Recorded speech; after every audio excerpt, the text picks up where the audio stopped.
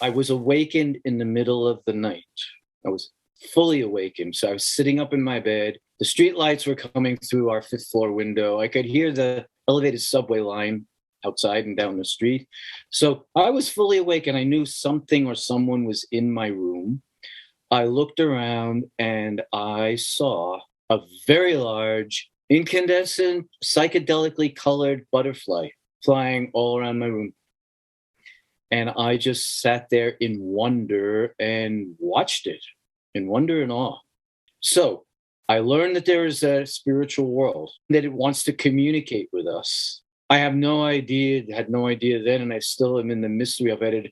How did the spirit butterfly choose this little kid from a Bronx tenement apartment and pick him?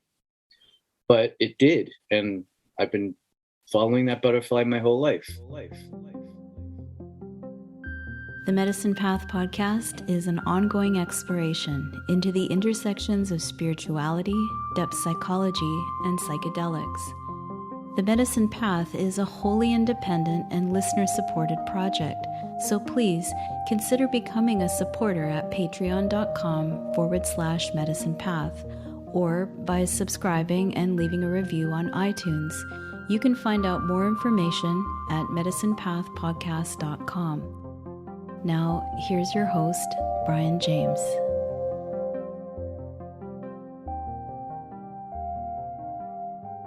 Welcome to the Medicine Path podcast. I'm your host, Brian James.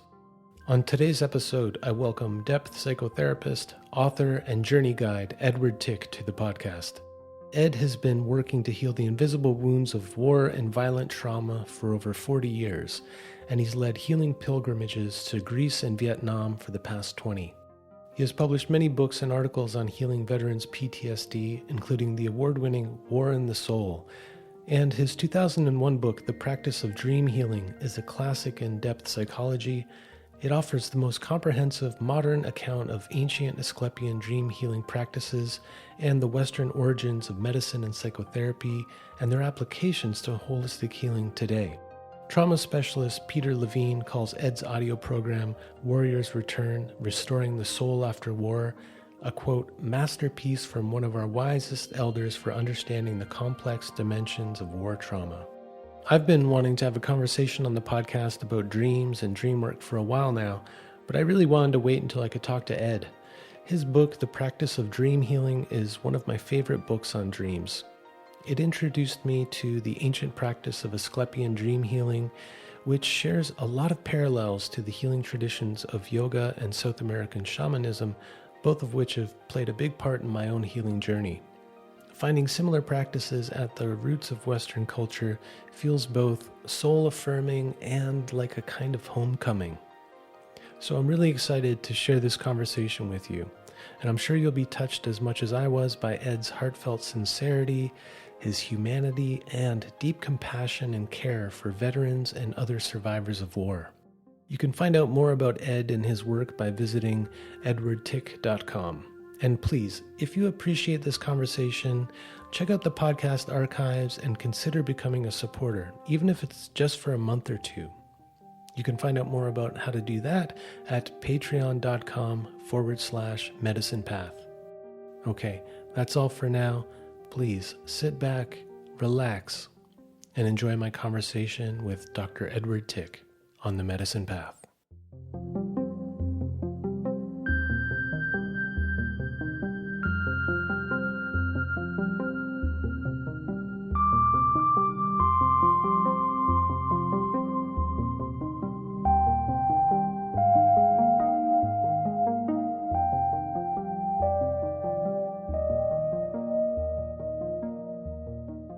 I'm here with Dr. Edward Tick, and Ed, I got to tell you, I'm really excited to speak with you because I've wanted to talk about dreams on the podcast for quite a while, but I really wanted to wait for you. As we were talking before recording your 2001 book, Practice of Dream Healing, it's probably my favorite book on dreams because I really love the way that you combine the history of dream healing in ancient Greece with stories of modern day dream healings that you've facilitated and witnessed over the years. So it's a great honor, and I'm really happy to have you here. Thanks a lot. You're very welcome, Brian, and back at you. Thank you. I'm honored to be with you as well. And I love what you're doing, mapping out the soul's journey, offering, this is so important, individually facilitated and designed medicine journeys for people. We both affirm one size does not fit all, and that's one of the problems with the modern medical system. And so we really have to know our people and help them find the right journeys and the right medicine for them. So I'm very excited to talk with you. And we both affirm how profound, how spiritually based archetypal dreams and dream work can be, and how they're having a hard time in the modern world. And some of us are working to bring that depth of wisdom back. So very excited to speak with you as well. Thanks. Yeah, great. I think maybe the best place to begin, or the place that I like to start with everyone, really interested in people's medicine paths. It's the name of the podcast. And I see the medicine path as each individual's journey of learning, healing, and growing throughout their lifetime. So I'm really interested to hear how you first became interested in dreams and healing with dreams. Thank you for that question. And you can't see it, but I've got shivers up and down my spine right now, because your question immediately brings me back to my early childhood and my first initiation by the spirit world onto this path, such that I've had to understand and learn from it and make sense of it for 65 years now. Mm-hmm. So, and I really am, I'm happy to share this. It's really precious personal information, but you and I have both discovered that when we invite people to share their dreams, share any mystical or spiritual or visionary experiences they might have had through the life cycle, a lot more people have had them than we realize and then know, and they usually don't even feel safe or permission to talk about these non-rational matters. So I do, you do, and so I'm going to jump right in with my first experiences. Yeah, please don't hold back. Our audience is, they're up to speed by now, I hope. Well, we really need to be not only bringing this wisdom back for the general public, but especially sharing it with others who have been initiated. So we have a tribe. Yeah, let them know that they're not alone. Yeah. Mm-hmm. Thank you. Here we go. All right. So I am 70 years old. I was born in the Bronx, in the Southeast Bronx, which I was born in there while it was deteriorating. And that's what, for people who know the old movies, my section of the Bronx became what was called Fort Apache. So really violent street life. And in fact, I had to be in the street gang. I was in some gang fights before I even got to kindergarten.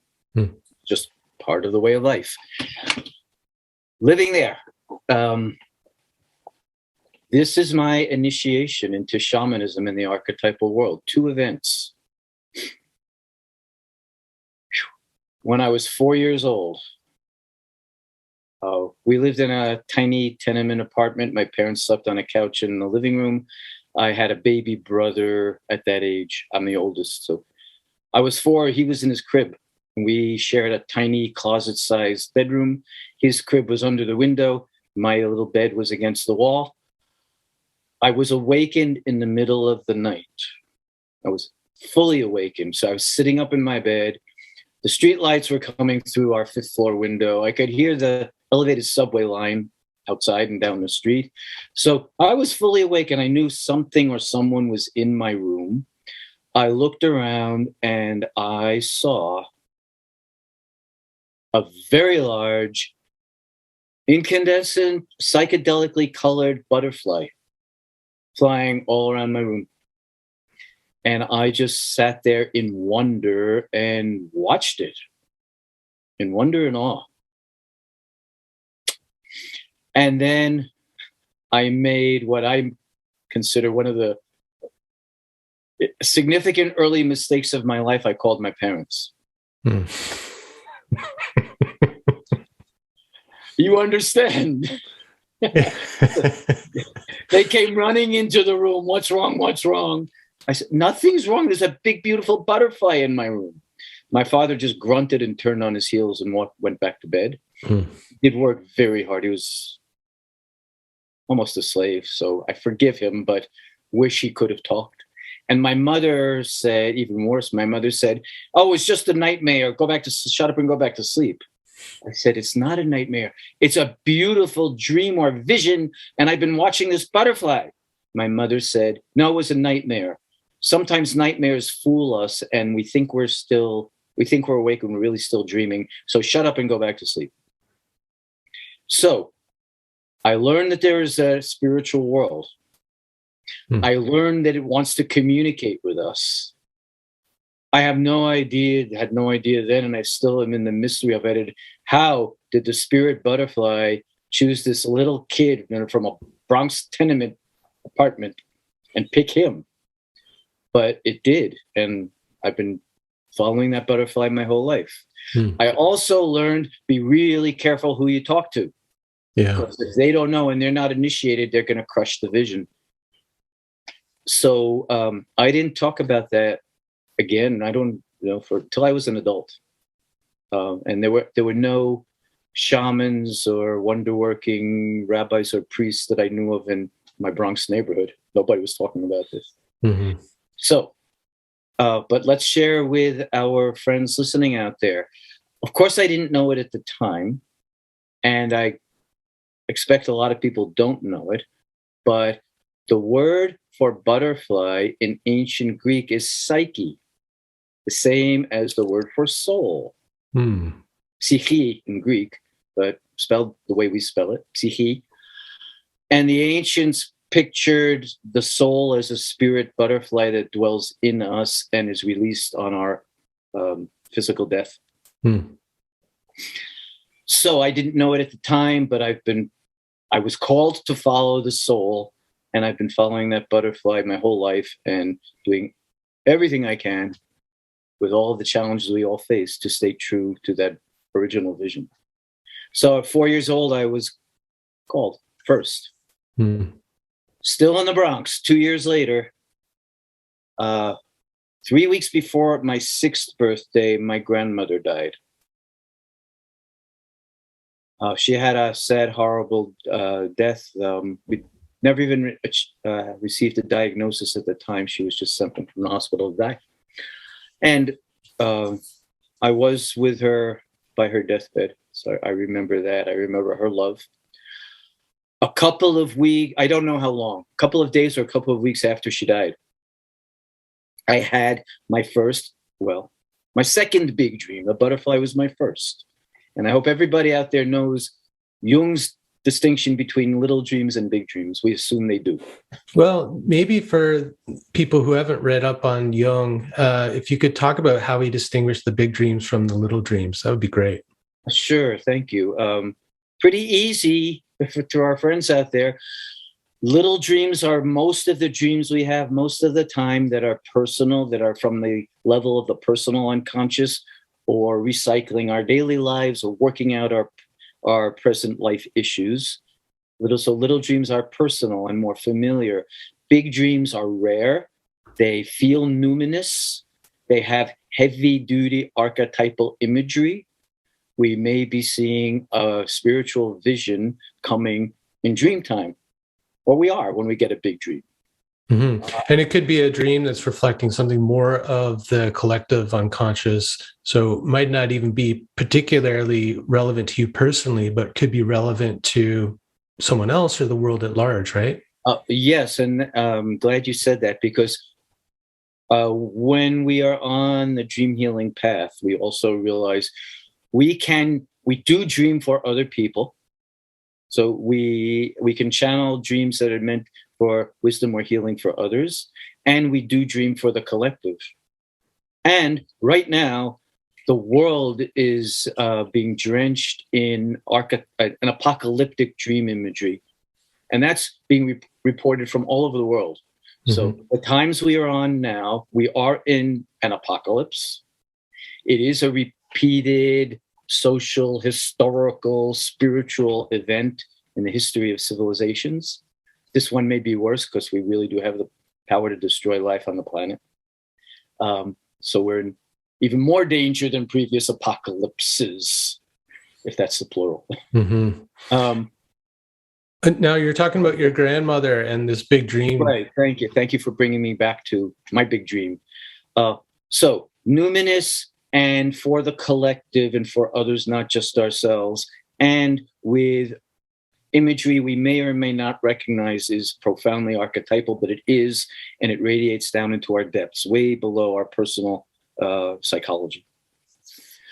So a short time after my grandmother died, I had a dream.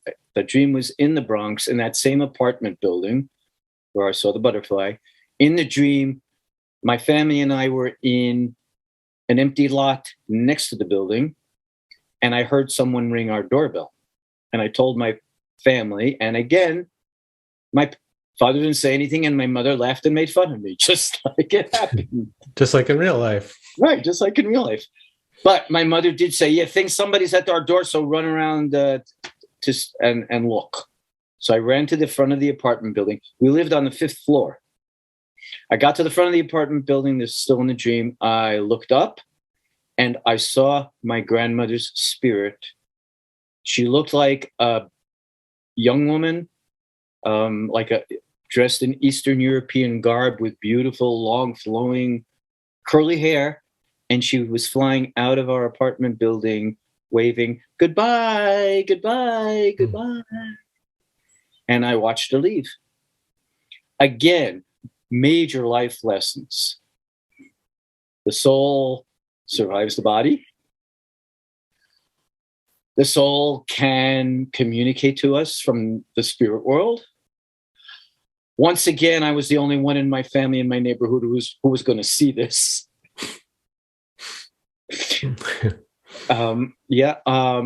It looked to me, my grandmother died in her 50s.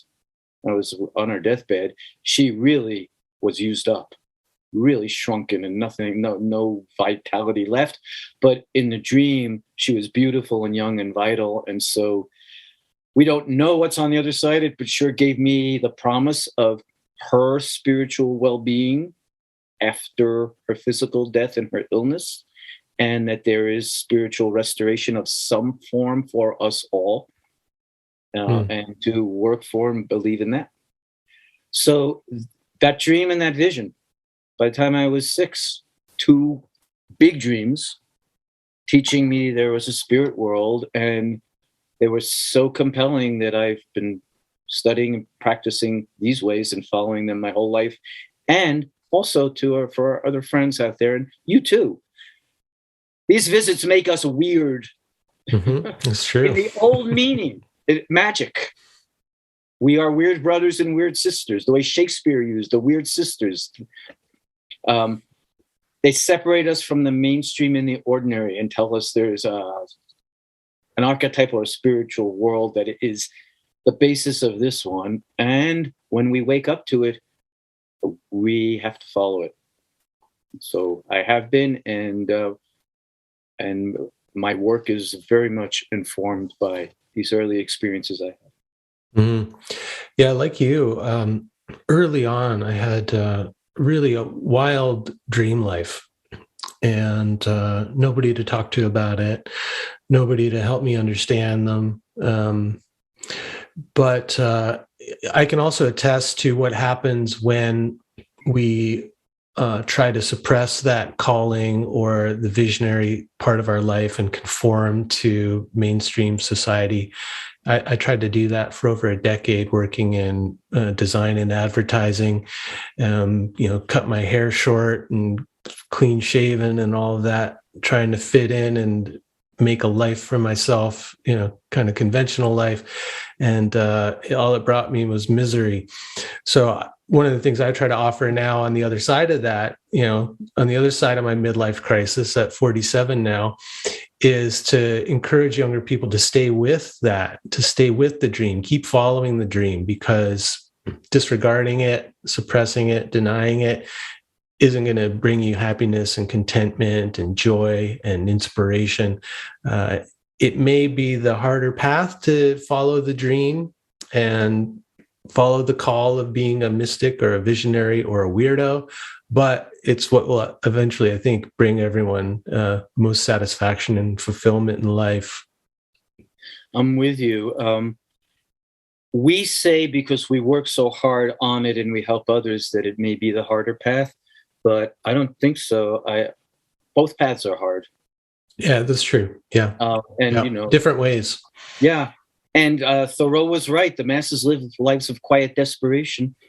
When we crush the spirit, we do experience life as empty, despair invoking, alienating. We may not know our purpose. You spent a decade not following your purpose that helped you get on your road and really be true to your purpose.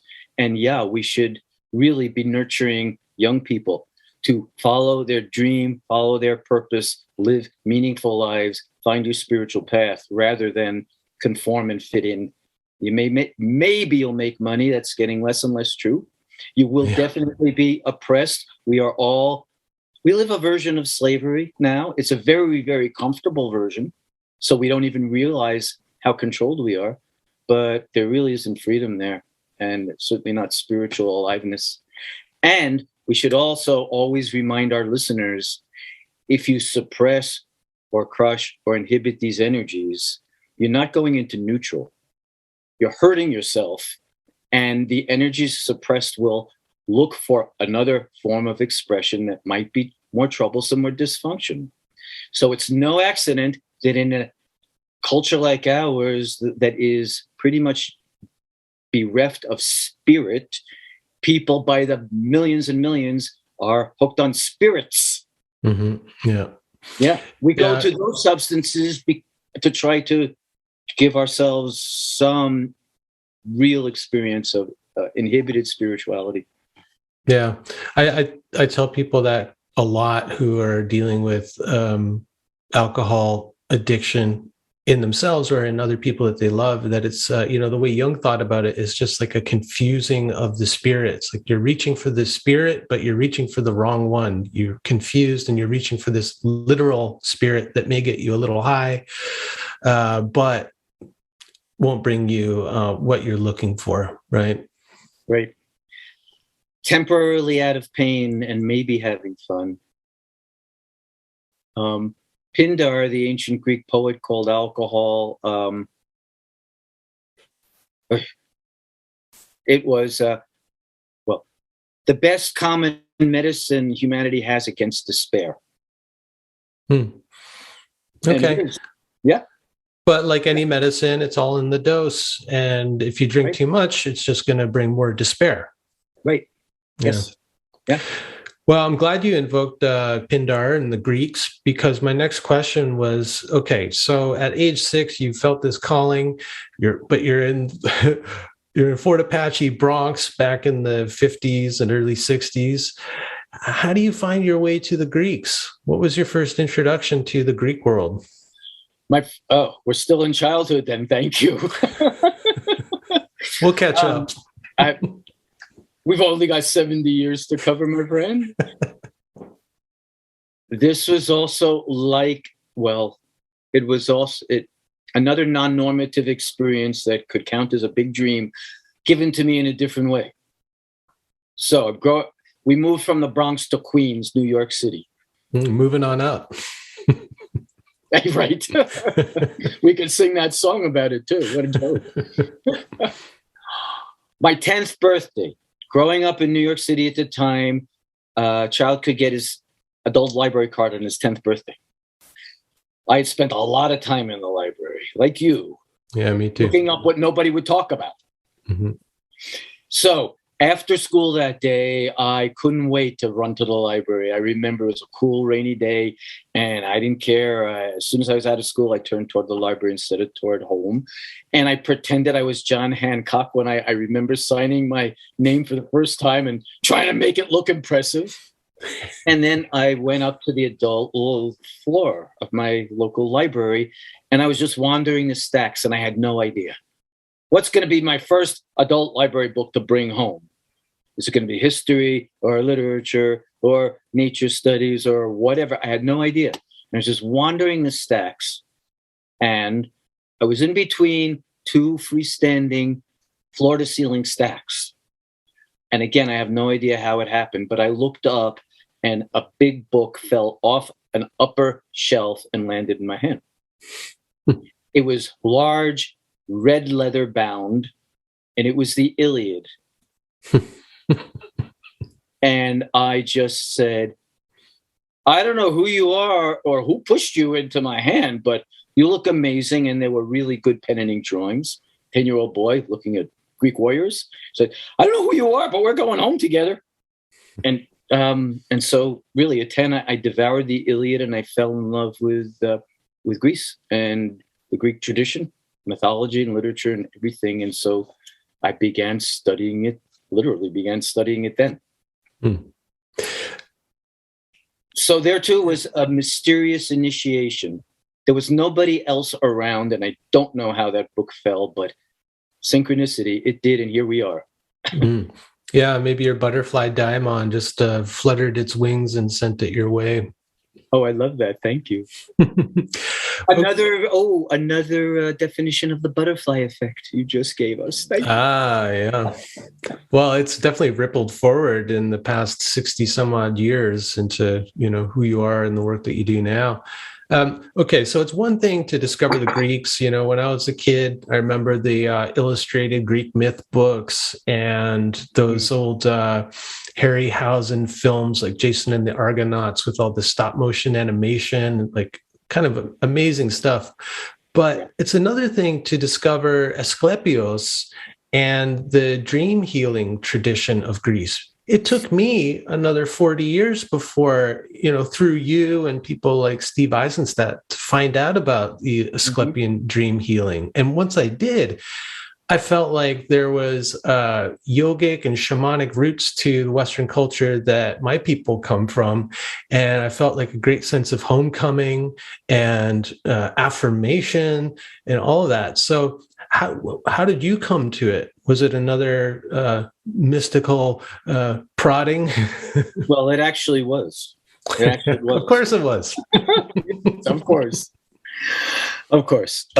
So, all right. So I was studying the Greek tradition my entire life, but I didn't get there. First time in 1984 with my wife. We went there on our honeymoon. A really sweet, quick story. My wife and I were planning our marriage, and we were going to talk about the honeymoon. And she started to ask, she said, so have you thought about where? And I knew the rest of the question, and I just blurted Greece before she could even ask the question where we should go.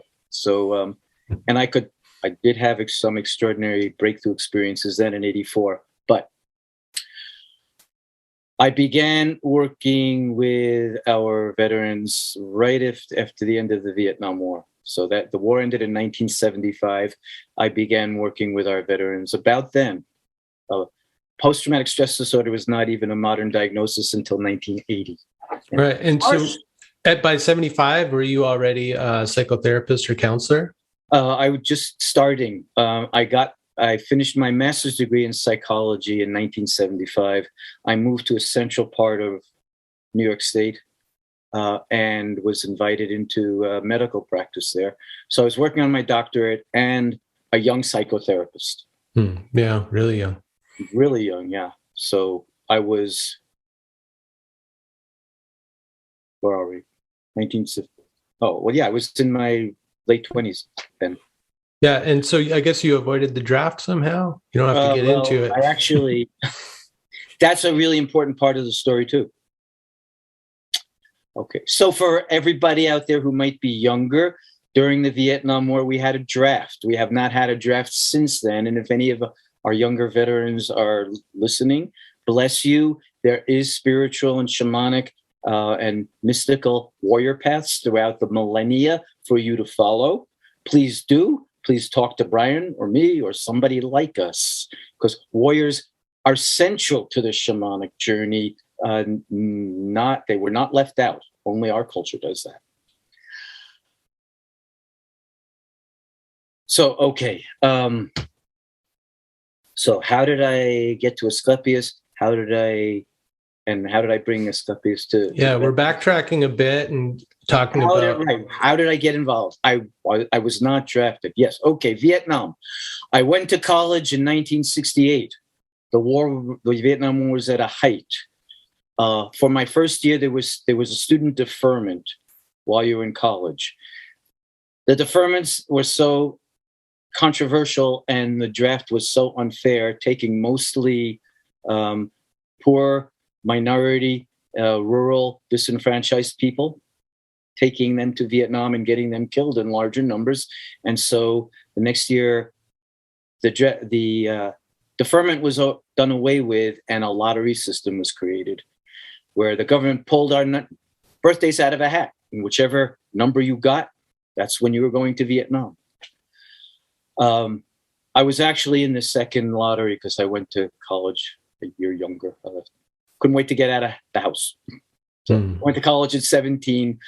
So I was applying for conscientious objector because I saw the war was hideously immoral and wrong. I had determined if I had to serve, I could go as a medic. I would go to try to be a healer in that hell. And that was it.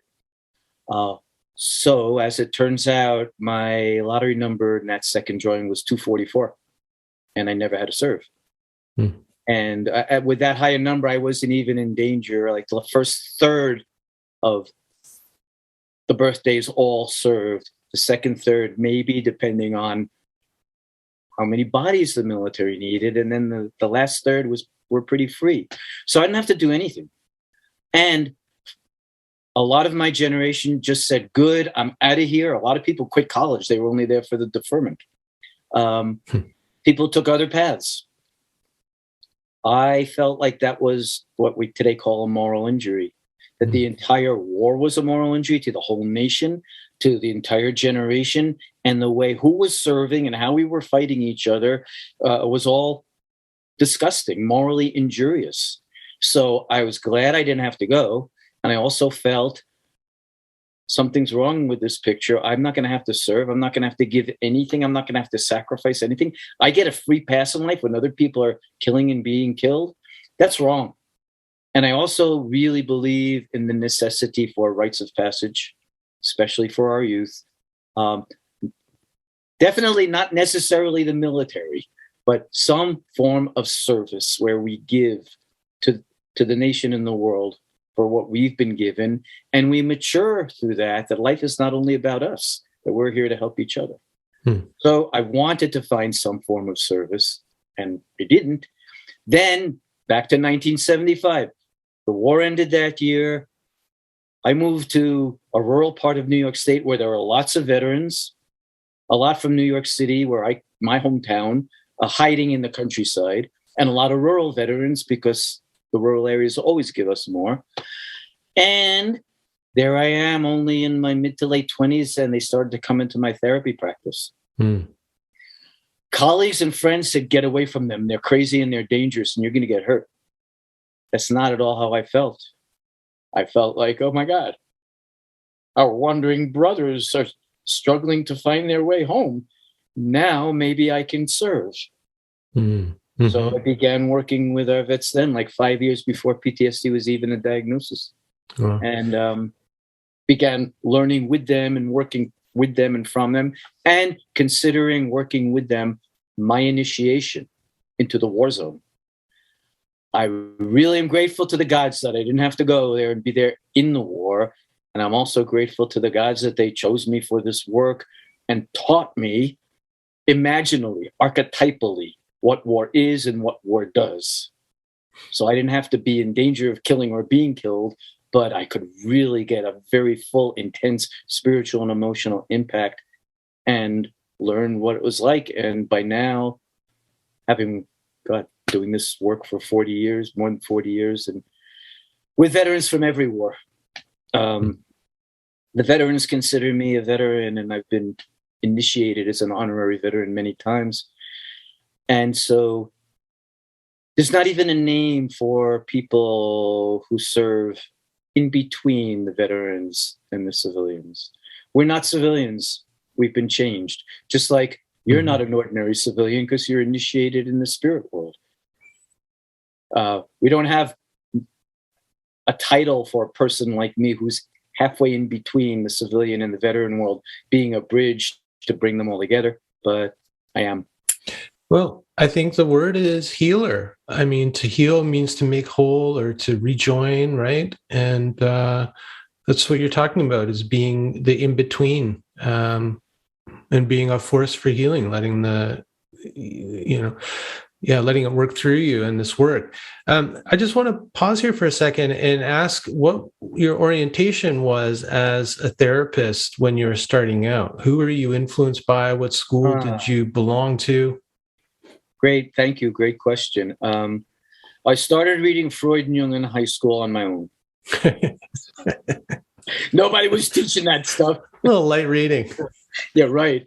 And then when I got to college, I declared myself a psychology major before I took any courses. That's what I was interested in, depth psychology, like you, like our colleagues.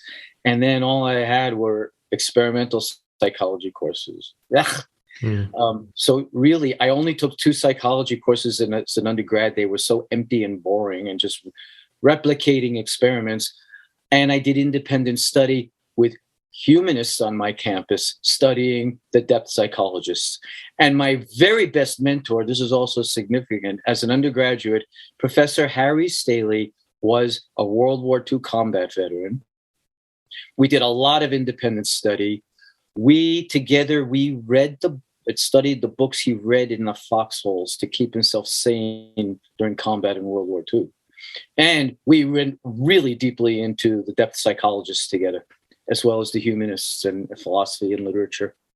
So I was profoundly humanistically and archetypally oriented from my childhood experiences and my own early studies before I ever got to mainstream psychology. So as soon as I was in the educational system, I started to reject that and gravitate toward depth psychology.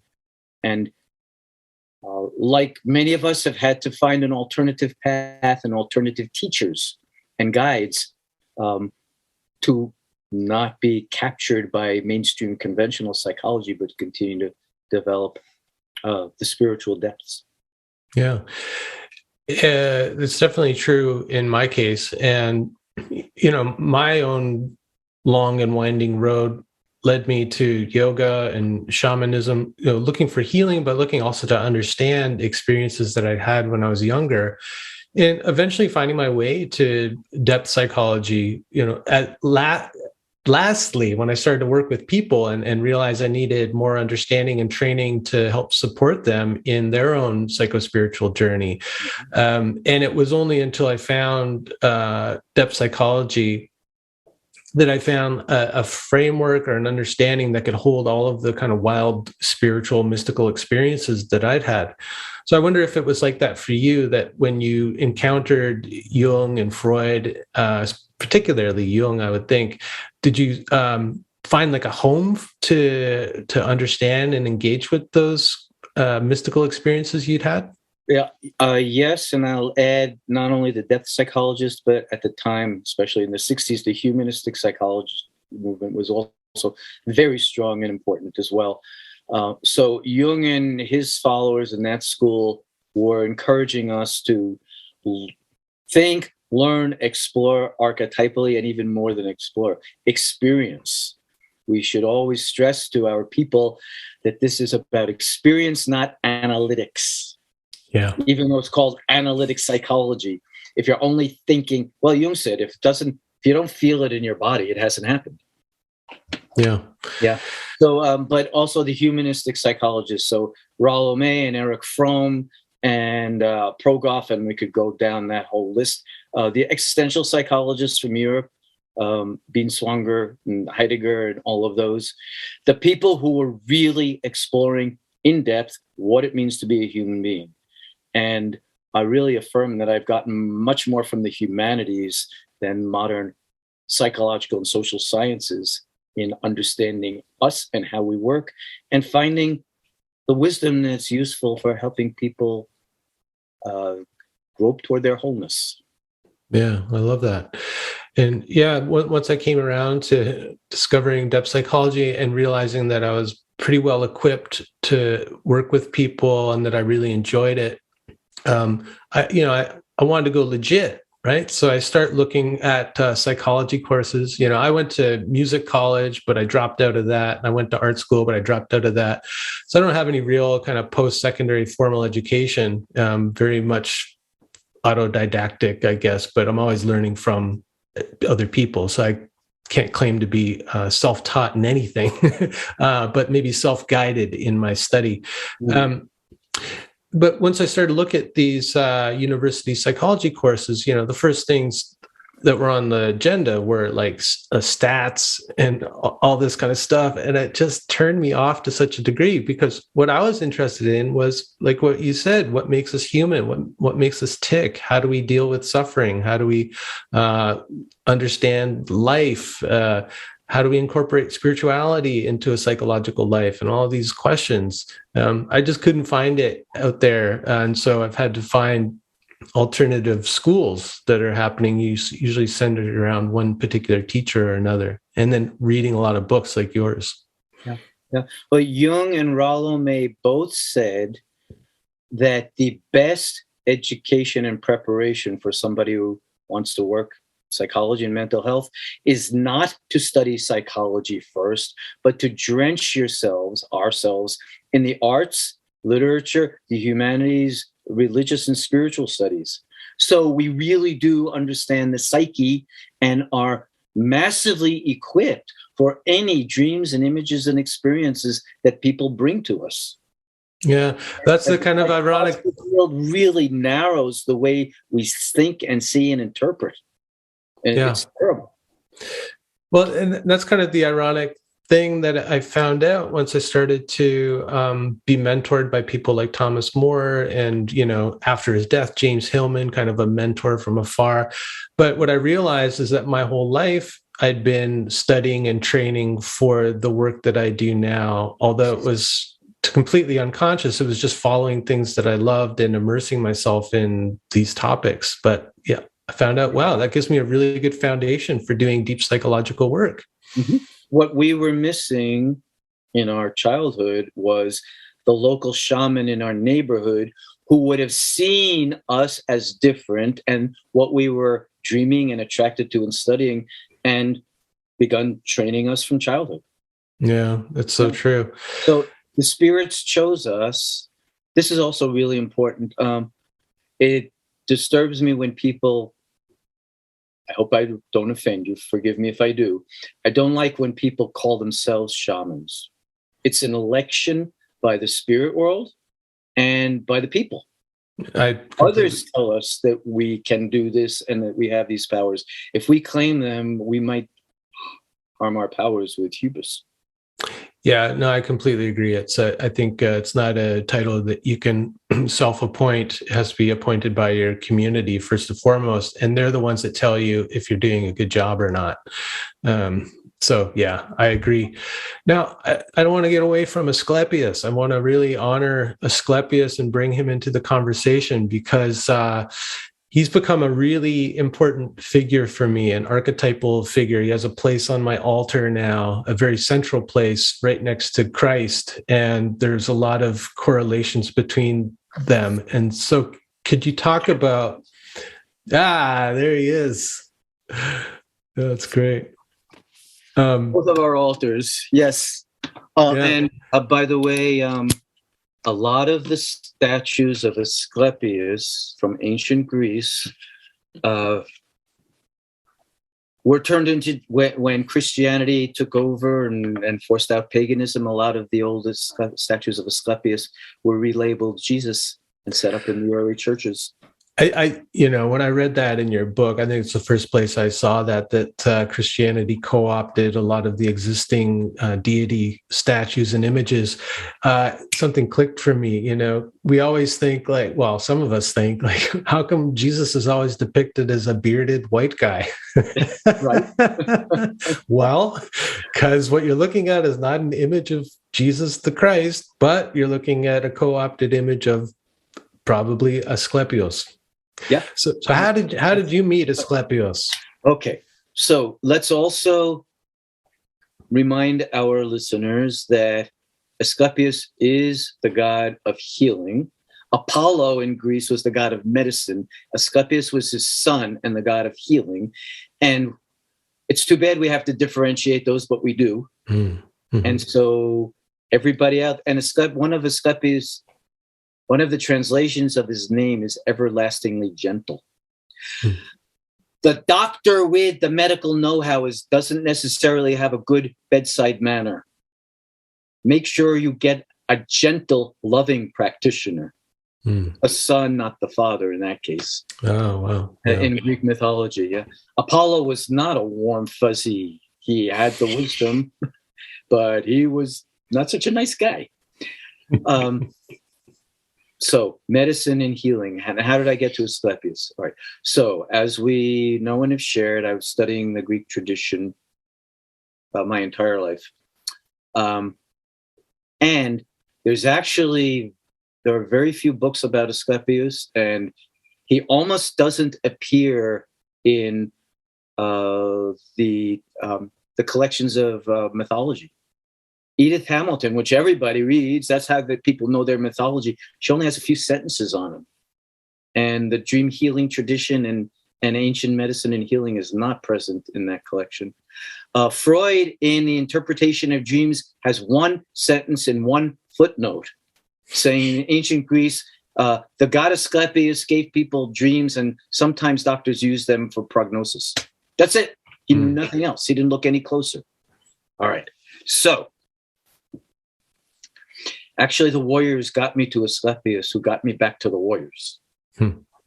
And thank you. You're almost creating a narrative of my life's journey. So I appreciate you in this conversation much. And I'm also getting a clue about how you lead some your own clients on their journeys. Good work.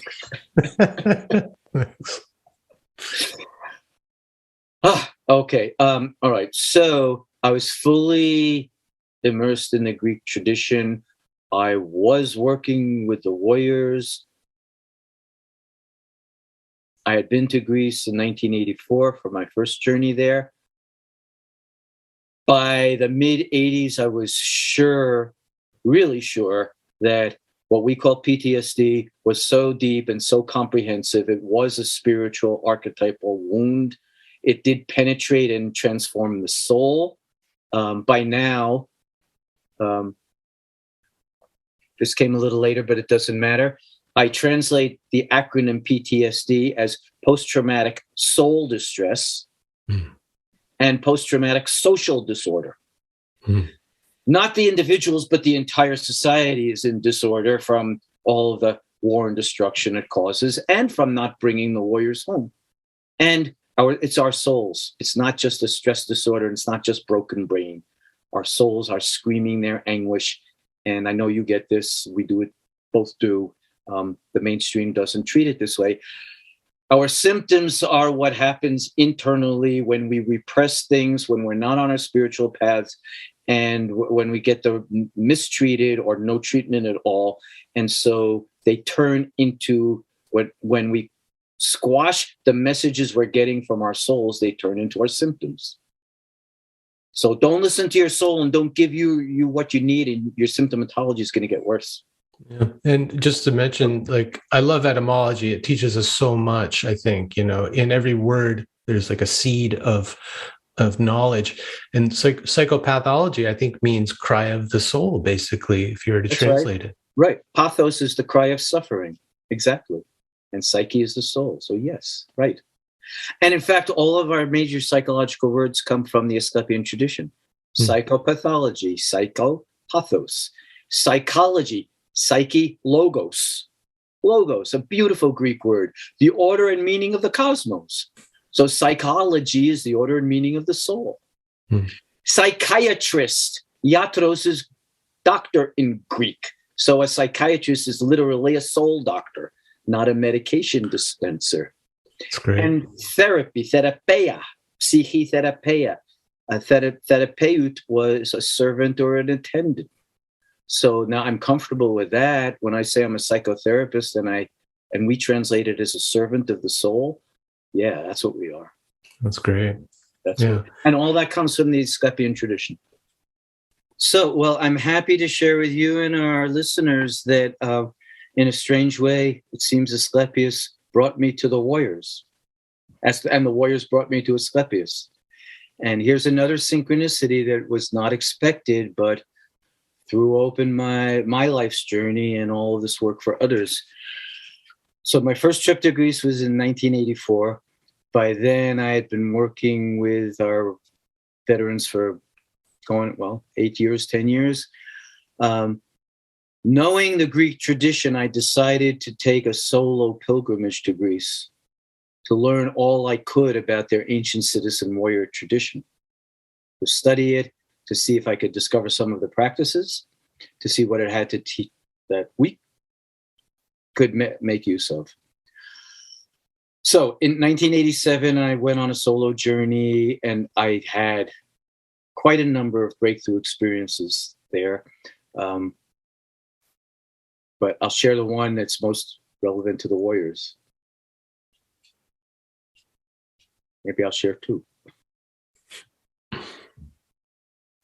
Asklepius and the warriors. The main healing sanctuary of Asklepius is Epidavros, spelled Epidaurus in English for people who see it, but it's pronounced Epidavros. And it was the main Asklepian healing sanctuary. And there's a huge, beautiful ancient theater there that is still used every summer for ancient theater festival. It seats 14,000 people. It's beautiful. It's got perfect acoustics, nothing electric, just nobody. Still, science can't discover how it has 14,000 people could have perfect sound when you just whisper on the stage. Anyway, I went for opening night in 1987. The play in performance that night was The Trojan Women by Euripides. For those who don't know it, everybody should see this play. It is possibly the greatest anti-war play ever written. Euripides was a general in the Athenian army. He was in despair over the Peloponnesian Wars and how Athens and Sparta were destroying each other and destroying everything of value about Greek culture at the time. He wrote this play as a protest against Athens' immoral behavior during the Peloponnesian War. The play shows it's the story of the Trojan women, the end of the Trojan War, after the Greeks have won and they're devastating the city. All the men are dead and they're taking the women and children off to be slaves and they're burning the city. And you see everybody's suffering. Every war wound we have in the agony of incredible Greek poetry. So they're screaming their war wounds out. And we were taught, that's by Aristotle, and it's still true, that tragic theater can achieve catharsis, which is the purging of our negative emotions, and can cleanse us of catharsis and release us from old pain and shame and guilt and anger and grief that we carry. So I saw the Trojan women that night in that sanctuary. I talked to the actress who played the lead, Hecuba, the Queen of Troy. Several times during the play, she screamed the word anathema, which is ancient Greek, but that's English isn't that well now, from the core of her soul. I'd never heard a human sound like that before. Oh, God. I shudder remembering it, feeling it in my body. And I talked to her how did you dig that deeply into yourself to pull that out? She said, it only took me 25 years to learn how to do this, to release that much from my core. I was different. I went into that theater performance thinking of myself as a psychotherapist for Vietnam veterans, researching how ancient Greece helped heal its warriors. I came out of that sanctuary. War is archetypal. It is an archetype. It's always the same. The weapons and the uniforms are different, but what war is and what war does and how war impacts people is always the same, all times and all places. And Vietnam was my generation's archetype or expression of the archetype, not it's the war itself. The war itself is war. And I was not only called to be working with Vietnam veterans, but to do everything I can to help us heal from war, from all wars, anytime, any place. So I have worked with veterans from just every American war, known and unknown, since the Spanish Civil War, and children of World War I veterans. And I am working with people, and we're in Iraq and Afghanistan now, and people. Our culture thinks we're not at war because we're out of Afghanistan, and that's wrong. For everybody out there, we have troops in 140 countries around the world, and we have secret wars going on, black ops going on right now. So this country's always at war. Anyway, I came out of that sanctuary, changed.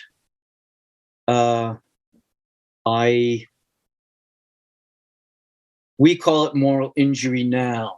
Back then, I remember feeling, this was 1987. Our veterans experience moral inversion.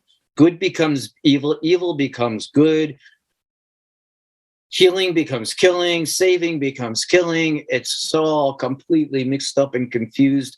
And we really are profoundly misguided, mistrained in understanding war and warriors. The Greeks and Asklepian have a path for understanding it. My own moral injury was significantly healed in that experience.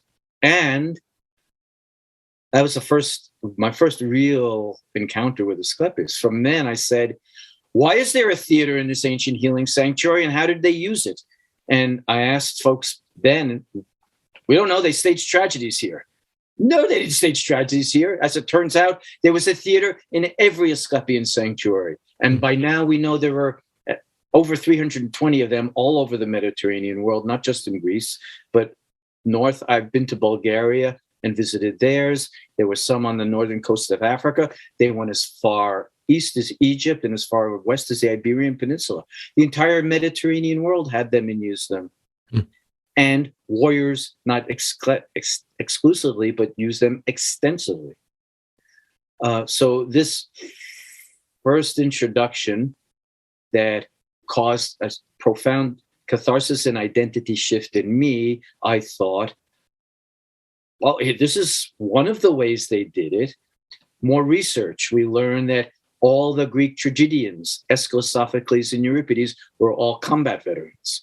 Almost every one of the Greek tragedies is about war or violence. And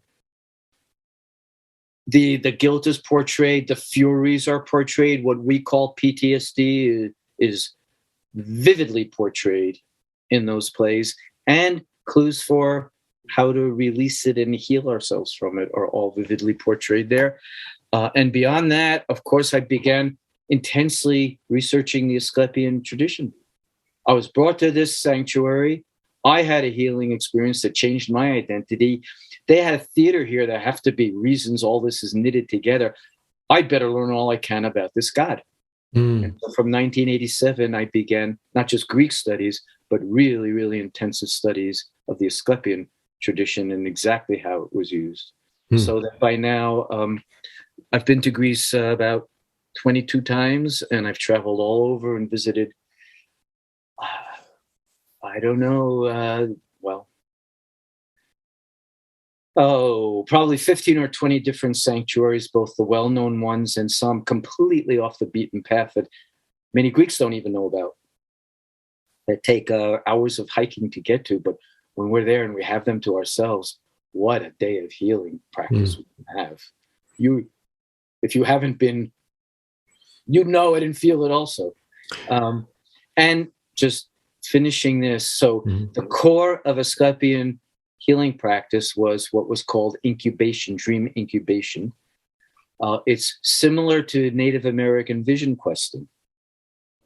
It's a specific ritual designed to facilitate what Jung called big dreams or visions, by which we connect to the spirit world connects to us, and we are given big dreams or visions that heal us directly in the dream time, or tell us how to heal ourselves by giving us prescriptions for the dreaming, or might be for other people or even for an entire culture. We have reports of those as well. And sometimes when I facilitate the incubations, sometimes people will dream in proxy for others, friends or loved ones who are distressed.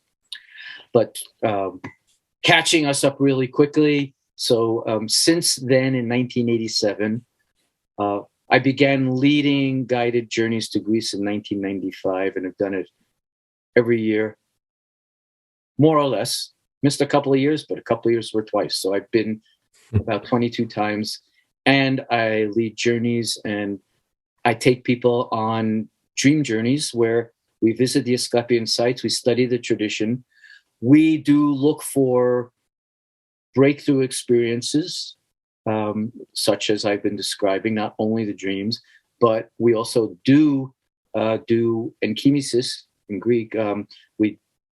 We do intensive dream incubations where some of my groups, not all, never all, some people are there to support and to learn, but the people who are called to incubate do all night long incubations. In ancient times, they went as long as somebody needed to stay in the sanctuary, in the klinikos. That's where our word clinic comes from too. So they could go on for days in ancient times. The longest I've recall anybody staying in incubation was 16 hours. So, but they go all night and into the next morning. And I have dozens of recordings of the big dreams that travelers had, and their life stories and histories and issues and what the dream was revealing to them. So in every case of incubation, profound healing has emerged. Really profound healing. Sometimes things we think can't heal because they need physical intervention like surgery. Sometimes they heal from the dream all by themselves. More commonly in our experience, not in the ancient world. The ancient world left many testimonies of physical healing, like such and such a warrior was wounded by a spear and the spear is embedded too deeply in his shoulder to operate. He slept in the sanctuary and had a dream where he saw Asklepius come to him and pour ointment in and pop the spear point out. And then we're told when he woke up, the spear point had popped out spontaneously during the dream. That's one example of many, many, many. But people achieve extraordinary physical, spiritual, psychological healings through this practice. We know of thousands of them from the ancient world. You know my book, so I reported many of them. And I reported many that I facilitated in that book as well. And in my book next year, The Future of Ancient Healing, there will be more, including several chapters specifically on warriors. It's a chapter called Warrior Dreams, showing what their incubations are like and how they're transformative. Let me say this, including, I don't think you've read it yet. It's not in the earlier book. Scouts Honor, including veteran with PTSD, tortured by combat nightmares, who when we incubated had combat nightmares all night long. And when dawn came, he shot up in his bed. The sun fell on his face, and he said, "I'm done. It's over." "What do you mean you're done?" "I don't know, but I'm done. It's over, and I'm empty." And this was, this was 9 years ago, and he hasn't had a combat nightmare since. Yeah. So really, Asclepius emptied his psyche of the torturous memories and images that were in there. Amazing. Yeah. Well, thanks for that, Ed. Now, what I'd like to have you do, if you would, is I think you do such a great job of this in the book. And it's one of the things I love about the book. It's not just pure scholarship, but the way you write really brings the ancient life around the Asklepians alive, and it brings the figures like Asklepios and Hygeia, really brings them to life. And I wonder if you could help paint a picture for us of what it would have been like for a pilgrim in the ancient world who was visiting the Asklepion. What was the process? What was, what did the ritual consist of? I wonder if you could help us with that. Sure, thank you. Okay. Well, unlike what is reported in most of our mythology books, Asclepius was very well known and greatly loved in ancient Greece. And in fact, he's the last pagan god to survive the onslaught of Christianity. So when the others were disappearing and their temples were being destroyed, he became more popular. People hung on to him, and he became a savior god, not just a healer god, which built the transition into Christianity, of course. So his practices, the records we have of his practices go back to Thessaly from about 1800 BC. And they lasted until the Christian era crushed them out about 580. So over 2,000 years. If this tradition had lasted, the Western world would have a tradition as old and wise and spiritual as Chinese medicine or Ayurvedic medicine, that are also that old and that wise. But we lost it. We're trying to bring it back as we can. So Asclepius was well known and well loved. There was both scientific medicine and spiritual medicine. Scientific medicine came later with Hippocrates. So this is about 400 BC. Hippocrates was contemporaneous with Plato and Aristotle. And his father and his grandfather were Asklepian healers, and he grew up as an apprentice in their Asklepian sanctuary on the island of Kos. Hippocrates was. Yeah. So he was fully trained and initiated in it, but it was the Enlightenment, and so he made everything scientific. Right.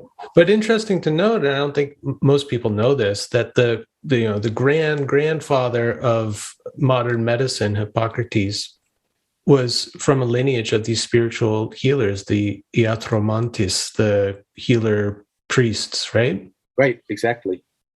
And they would have been called by that name. You're a healer priest. I'm not just going to a doctor. Mm-hmm. And the public would know that. So there was a principle of ancient medicine to try to find human help for a human condition. And only if you can't, if it's beyond human help, then you turn it over to the gods.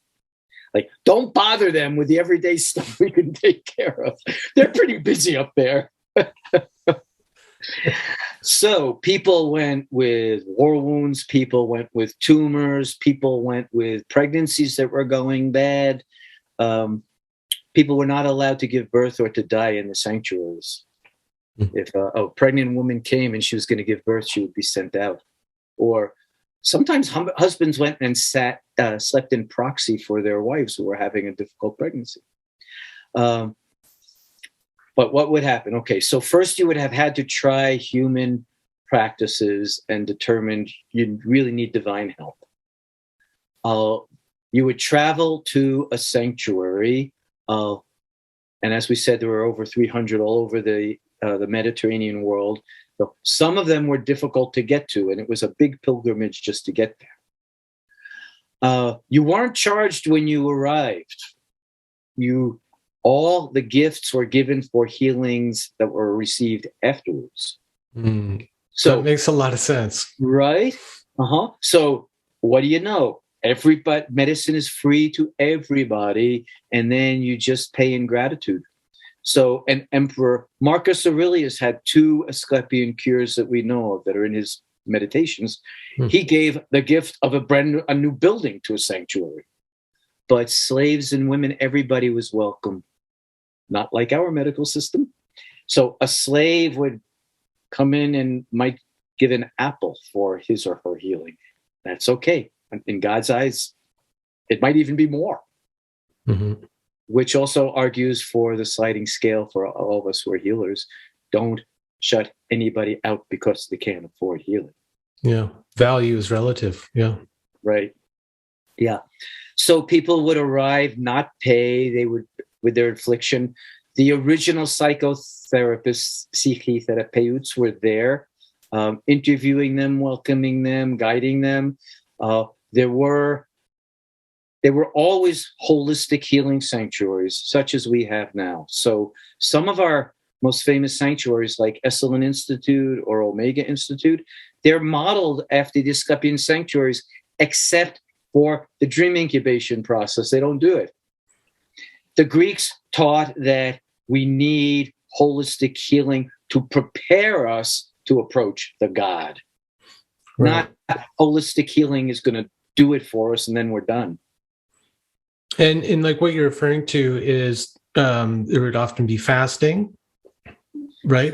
Before incubation, you'd go on a fast or just eat really pure food. And ritual bathing was also part of that, which I've bathed in the mineral waters of Esalen. Yes, not always a holy experience. Sometimes lots of gossip and fun stuff. But yeah, yes. I could see where they got that from. And what else could be involved in that? Most of the healing arts that we practice were practiced in the Asklepia. So there was what we would call massage therapy.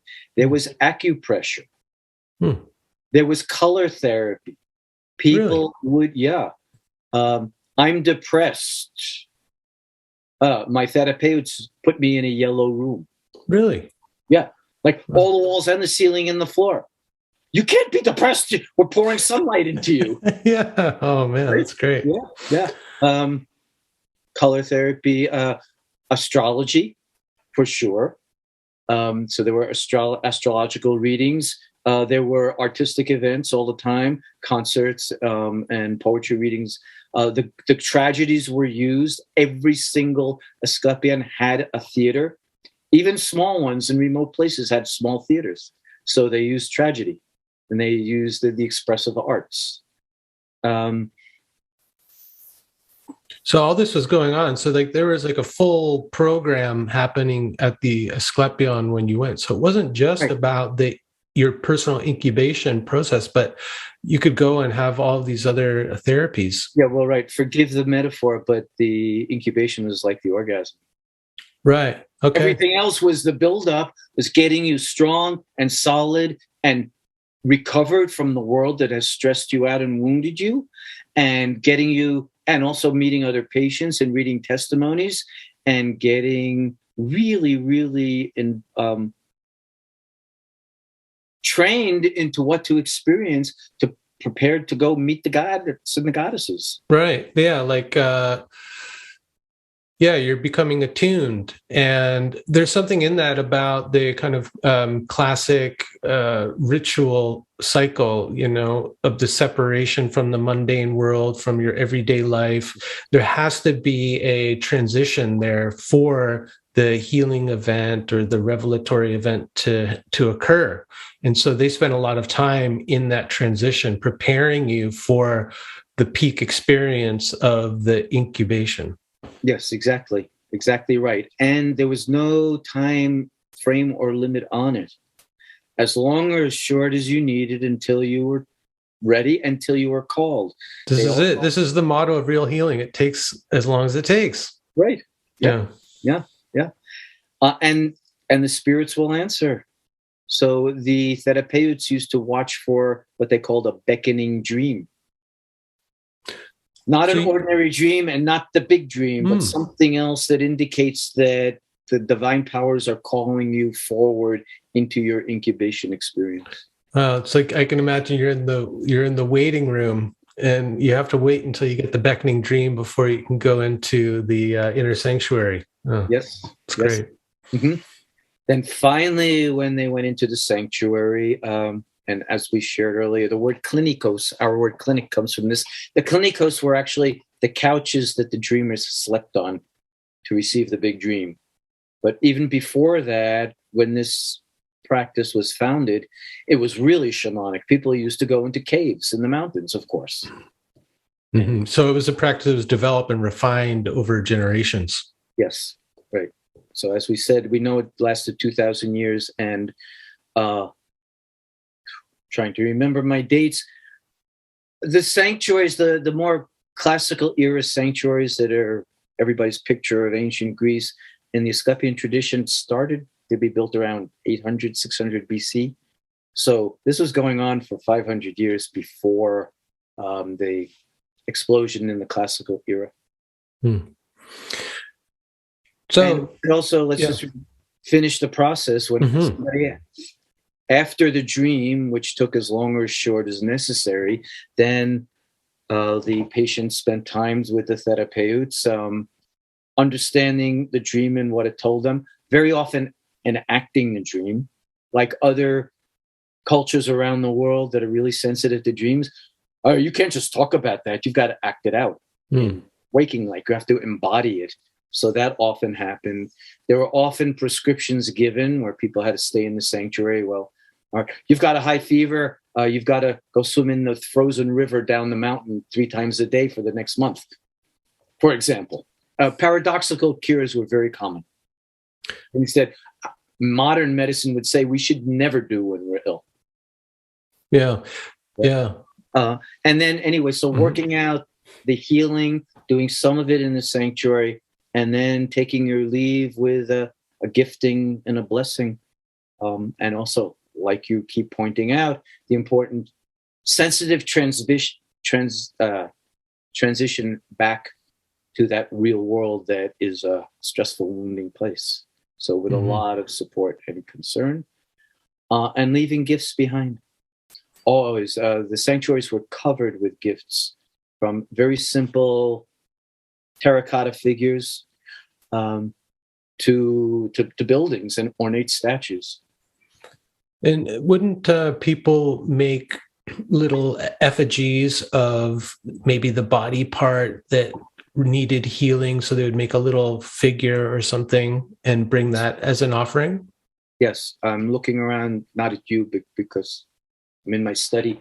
I have a few of those, but they're downstairs. I can't show you right now. But very commonly, yes, they were called tamata. It's plural. The word means both the votive offering, the thing itself, and the thing that was healed. So we have hundreds, probably thousands of little clay figures of people or of legs or hands or, there's one I remember that's just a wrist with a huge tumor on this bone. That tumor was cured by Asklepius in a sanctuary that did not do any surgery. It was purely dream healing. How does that happen? Well, it happens. A friend and colleague of mine had a monstrous brain tumor that he didn't do Asklepian healing, but he's very spiritual and a poet, and he really worked hard on imaginal healing. And he had given up, and everybody had given up on him, and he was scheduled for brain surgery, and that's when it disappeared completely. So it's gone from his body, and medical science can't figure it out. Another amazing healing. I just had a reunion with this gentleman. A man who went on my very first trip had a severe genetic blood disorder called hemochromatosis. It's when the body can't absorb iron. I can't eject the iron. It absorbs so much iron that the organs fill up with it, and a person usually dies at a young age of cirrhosis. This gentleman was getting a pint of blood drawn every week to draw off the iron-rich blood to keep him alive when we went 25 years ago. He was expected to die within a few years. I'm so happy to tell you and everybody, he had, we say big dreams. He had huge dreams in Greece, huge dreams. And he also went on the shamanic path here and found the medicine man here, and also did vision quests stateside.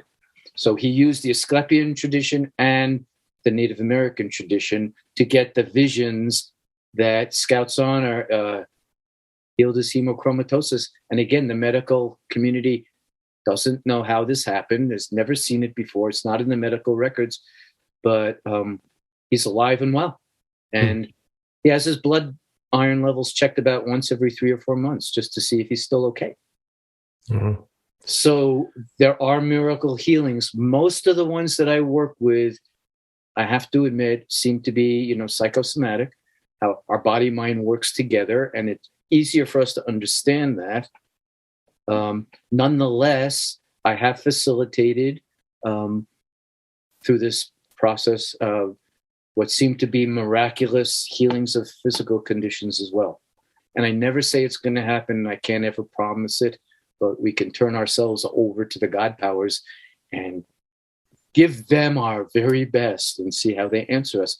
Some people also will sometimes do this process with serious conditions that they don't expect to heal, but they're trying to live better with. Mm-hmm. Well, I think of a man who was dying of leukemia who came on the trip.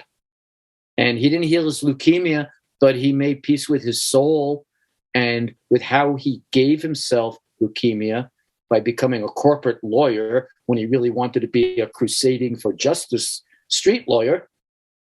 So this was the end of his career. And he said, okay, I see what happened. I see how I made myself sick, but I still got time. I can redeem myself. And he went back to charity work for the rest of his career. So he considered it a healing of his soul, even though his body didn't heal. Mm-hmm. And that is sometimes the condition we arrive in. Wow. Well, when you describe the whole process of going to the Asklepian, doing the holistic healing, doing the ritual cleansing, inside and out, and then going into the sanctuary to have your healing dream, and then talking to the therapeutic afterwards, the consultation afterwards to uncode the dream maybe, or to follow up on the prescription that was given. What I immediately think of is how a lot of people now are going to, let's say, ayahuasca centers to receive healing when they haven't been able to find a cure for their psychological or physical ailments out in Western medicine. And what happens generally when you go to a retreat like that is you go through a cleansing process. So you've got a very limited diet for a month before, maybe sometimes shorter, but often up to a month. When you get there, you do ritual cleansing, so bathing in flower water, also vomiting, and then you're ready for the ceremony where you might receive your own healing vision or spontaneous healing. Then afterwards, generally, you'll meet in a group, or you'll meet with the shaman, tell him about your visions, or tell the group about your visions. So there's that sharing aspect, and then perhaps some kind of going away, some kind of prescription, what people call integration. How do I integrate that into my everyday life? I just find the parallel so remarkable, and also very interesting that if we don't have knowledge and appreciation for this tradition that comes out of Greece, we're missing a huge opportunity, because going to the Amazon to drink ayahuasca is not for everyone, and it may not be the best thing for the Amazon. But we have access to very similar healing ritual that we can really do anywhere as long as we set up the right conditions and have, intelligent, sensitive, gentle guides, Asklepian-like guides. We don't need a whole lot in terms of, right? We pretty much need almost nothing. Yeah. And probably the less we have, the better it is for that healing process. Like really take things away and keep it really simple and Spartan. Yeah, climb a mountaintop naked and cry to the spirits. That's all we need. And I'm profoundly with you that this is like an archetypal roadmap that traditions all over the world use. I have a really simple 3-word recipe for what we do. Spirituality in community. Yeah. But yes, gathering with other pilgrims, saying there is a compelling need nothing else will address, going on pilgrimage and making sacrifice to do it, arriving at the sanctuary where there are experienced healers and you're in a community of others looking for healing and you're drenched in stories of the healings that have happened so that you're programming yourself to go on the journey, and then some form of altered state of consciousness experience, maybe with sacred substances like ayahuasca, maybe not. We facilitate intensive experiences like this with and without sacred medicines. And then coming back and integrating it and affirming the identity transformation you've been through, and then taking it out into the world as a different person. It is a death rebirth experience. And you're right, both of us are naming the universal roadmap for altered state healing experiences done around the world in numerous indigenous traditions. Something else, another striking parallel for me is the imagery of the serpent being really central to the yogic traditions, the Amazonian plant medicine traditions, and Asclepius.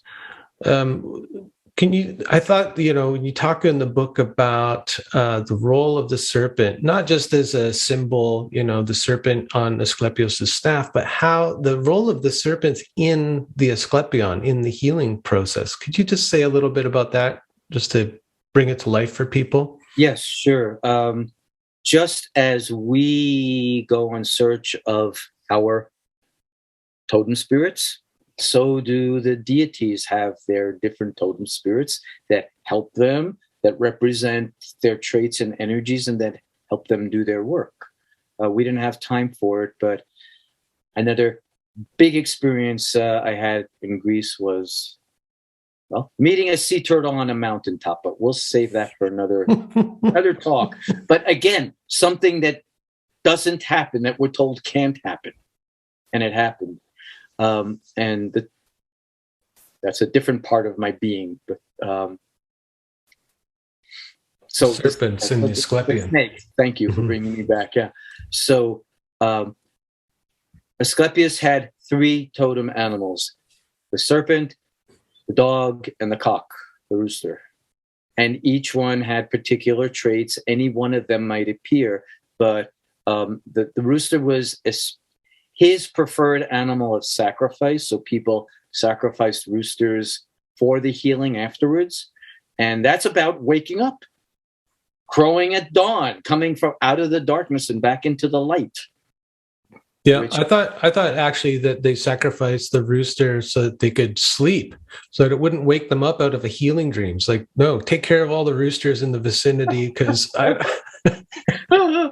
maybe and prepare our meal to come home. Yeah, right. We're going to be hungry after 16 hours in the Asklepian. Right. We don't commonly eat rooster here, but they sure do over in Greece and other parts of the world. Yes. Yeah. Okay. So the cock. Right. So the dog, man's best friend. Sorry, women, human's best friend. Asclepius is extremely kind and gentle and friendly. And so the dog was one of his messengers.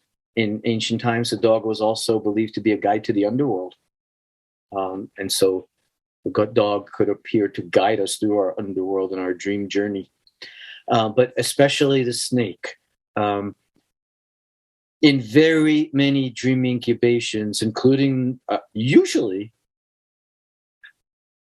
I'd have to count. I could do empirical research, but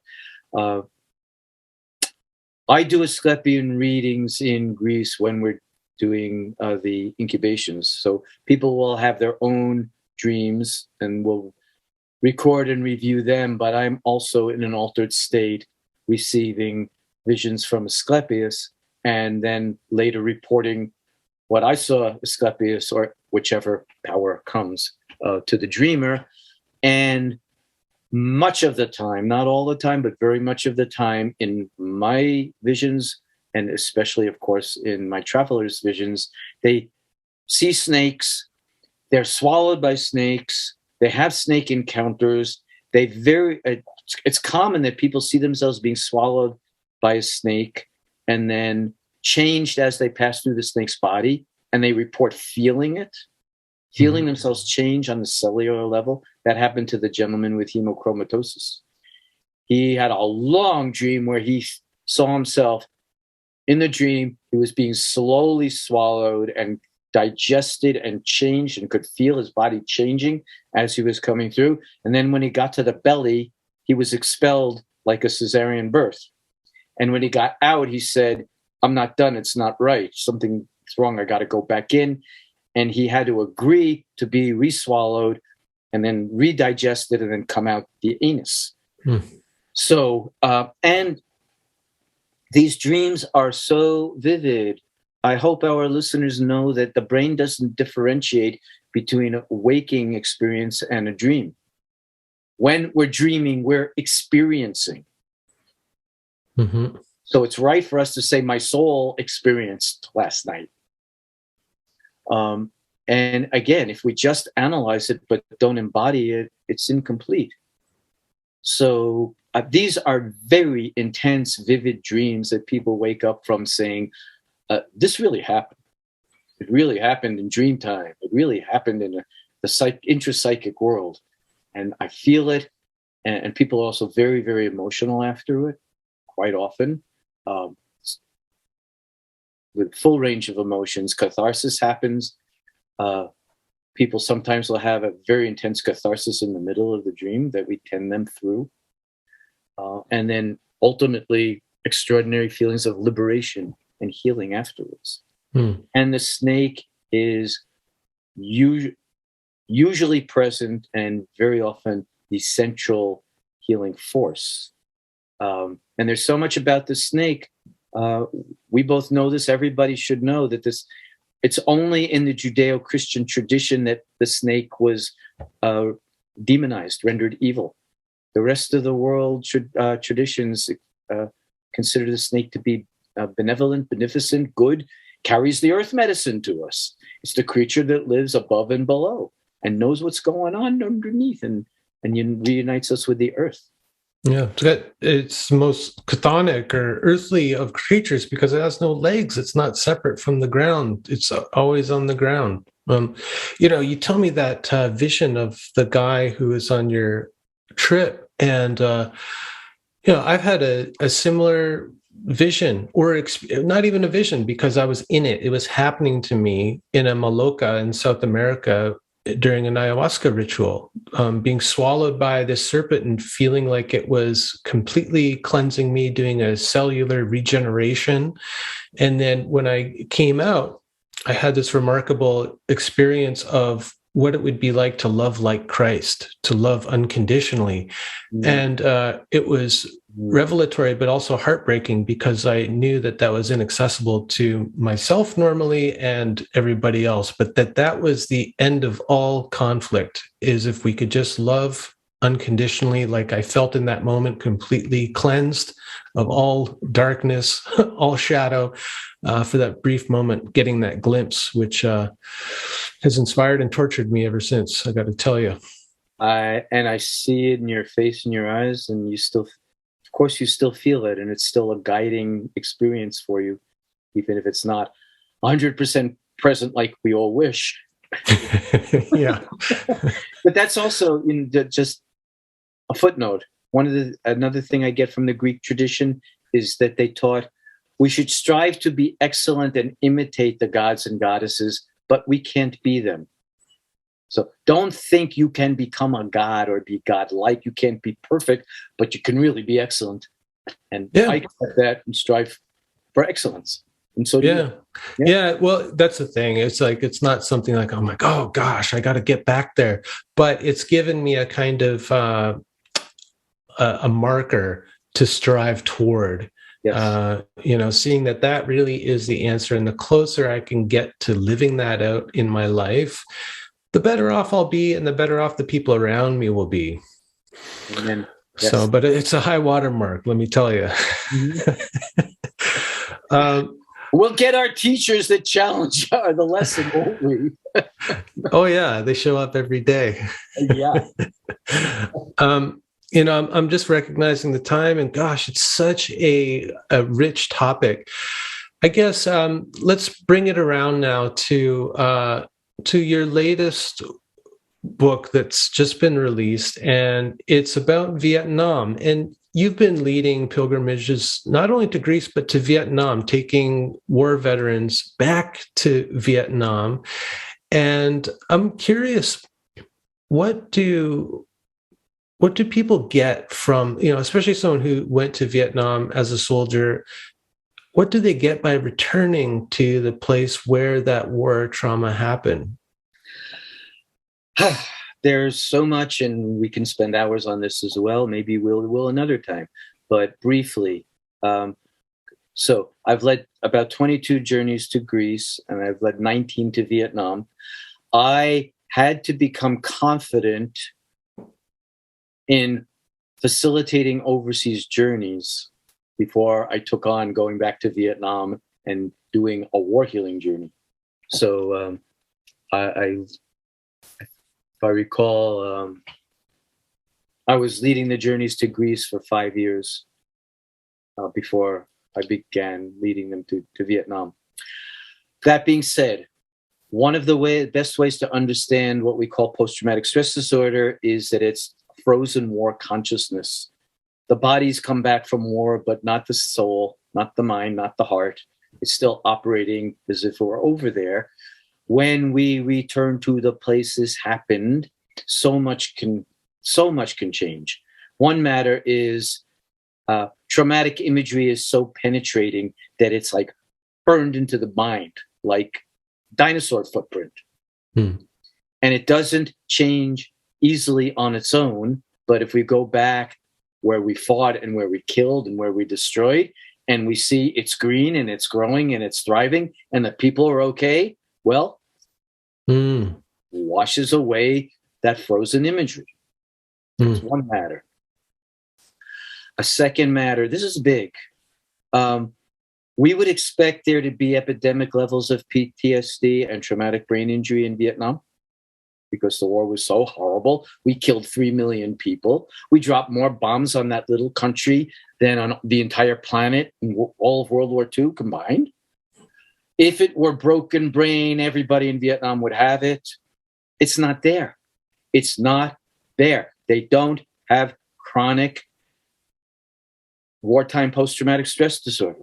Because they have everything in their culture to mitigate against it. They've got culture and spirituality still intact. Right. Yes. They are living in an archetypal world all the time. Buddha and Kuan Yin and the spirits are everywhere, and the ancestors are everywhere.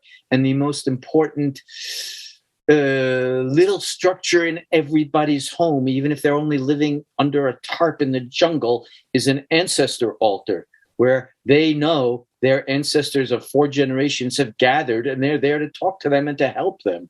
And they do. And it's a living relationship. And they're Buddhists. They're so loving and so forgiving. So I've been there 19 times and I haven't experienced a single second of anger or enmity toward the United States for the war. None. And they tell our veterans are so guilty, so grievous, so full of moral injury. And the Vietnamese say, you're not an American. We're brothers and sisters who survived the same hell. They say, from now on and forevermore, Vietnamese and American veterans have to be the same, the lips and tongue of the same mouth, telling the world the same story.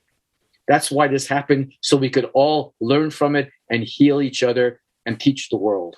To be crying out together, anathema. Right, exactly. Yeah. They say, when our veterans talk about survivor guilt, they say, please don't feel guilty. It's your karma to be alive and to have survived it. And it's our karma to survive too. And we don't know, maybe the people who are on the other side have an easier time. We've got to live with it and make sense of it. And we hope they're gone. We hope their souls are at peace. They say that. They also say, well, aren't you angry at me for what I came here and did? Oh, no. You were a good warrior doing archetypal. You were a good warrior doing what every warrior is meant to do. Not question the command, but do what his country asks of him. You didn't know the war was wrong. You didn't know you would feel bad. We honor you as really good brother and sister warriors. The only people we have any issue with were the politicians and the corporations who sent you here. You didn't know, but they did, or they did, but they should have. So no, we're together, that we all went through hell together, and now we're brothers and sisters forever. And please forgive me, Americans will say, and the Vietnamese will say, we can't, because there's nothing to forgive. We honor you for coming here and fighting. What? When do we ever hear messages like that? And what about the war? We call it the Vietnam War. And we lost. They don't talk like that. They don't talk about winning and beating America. They say, we restored the peace. And they say, we reunited our country. That's how we think about it. And it's true, they love America.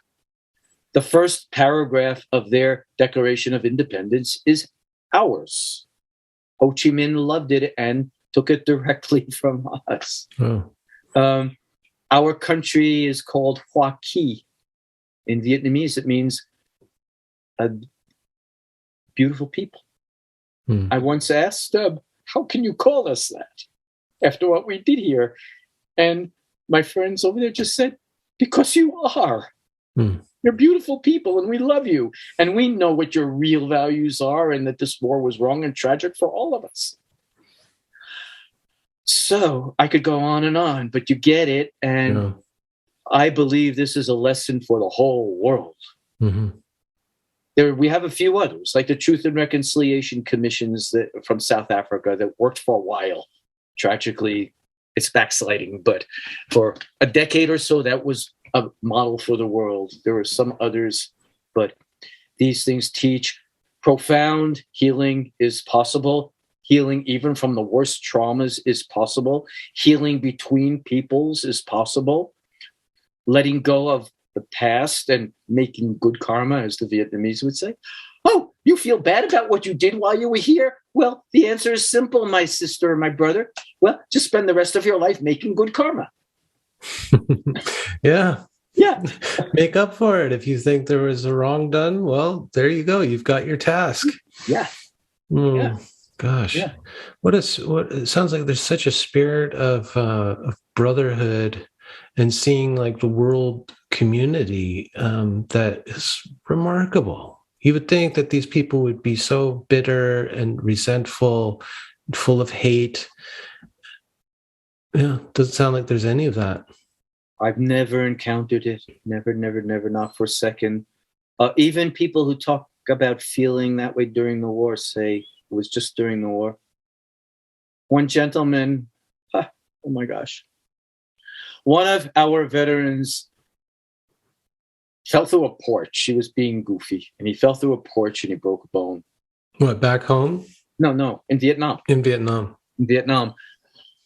We were in a remote place. A doctor who came to him came in the middle of the night. Oh, on your trip, he was messing around. Okay. Yes, on our trip, he was messing around.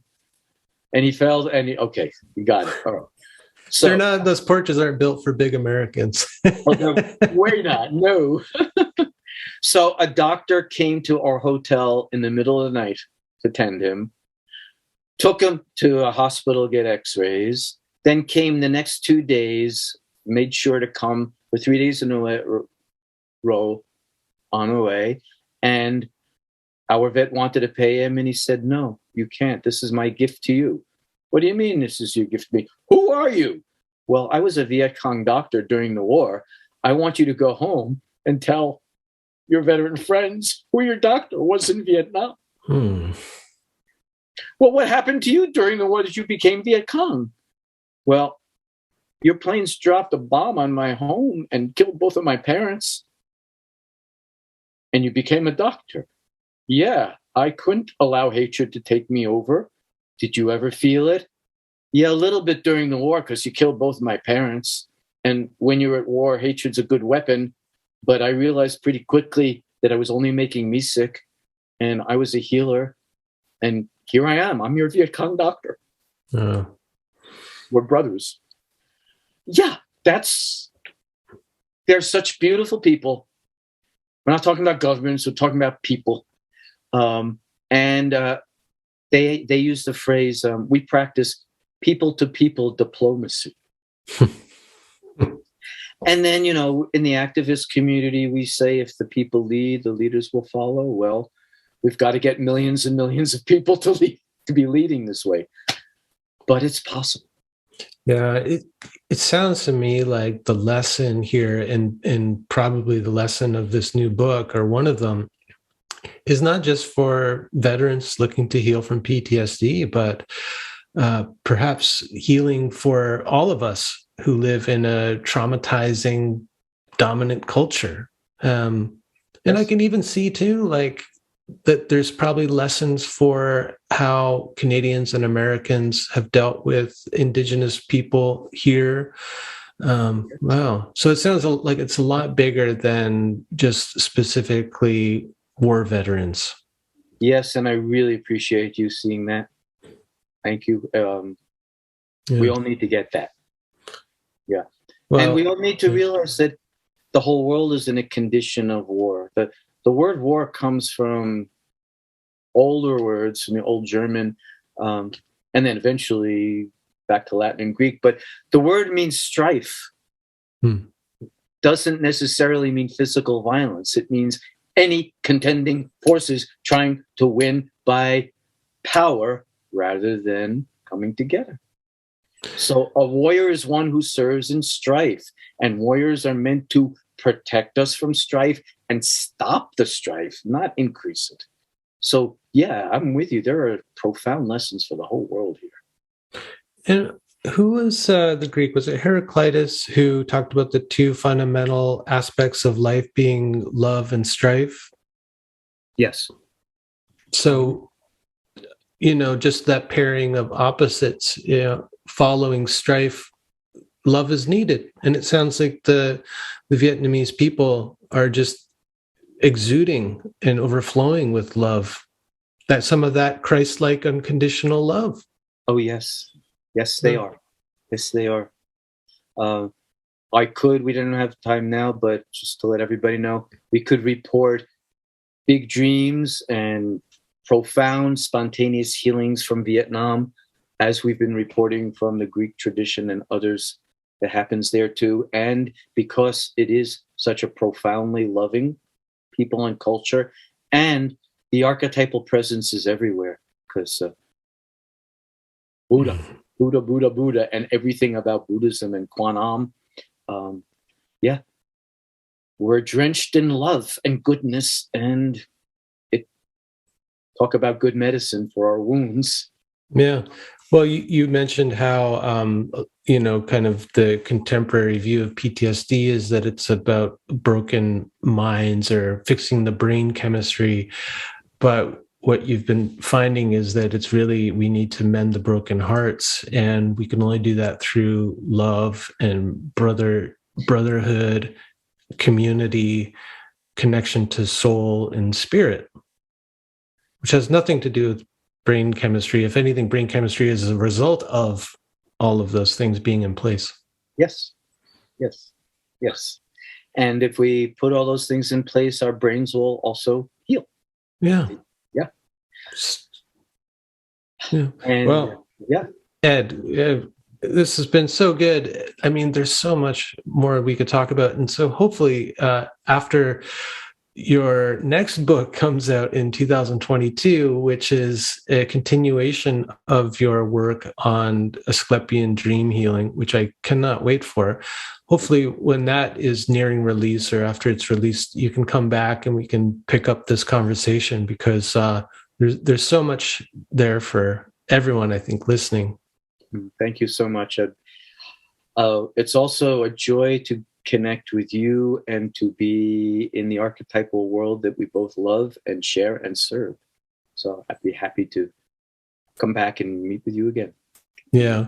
When we're in that space and we're having these conversations, like time doesn't exist. And so I look at my clock, I go, oh my God, it's been 2 hours. This is like the longest podcast I've done in a while. So I appreciate all the time you've offered us. And I'll send everyone to your website where they can find out about you have an audio program on trauma and war through Sounds True that is just wonderful. It's actually you reading, which is great, because I love your old school Bronx accent. Thank you. I love it. I have a friend who's from Fort Apache, grew up in the 40s and 50s, and I love listening to him. And he's got a real kind of no BS direct quality to him. That's great. You want to hear my real voice? Next time we do the interview, I'll talk like this with you. Oh, I love it. It's music to this Canadian's ears.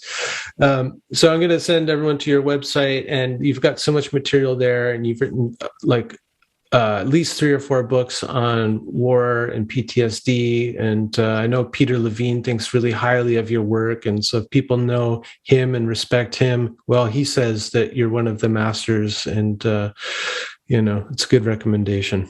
Yeah, I'm very grateful to Peter for that. His work is so important, and to be blessed by one of our teachers is a great honor.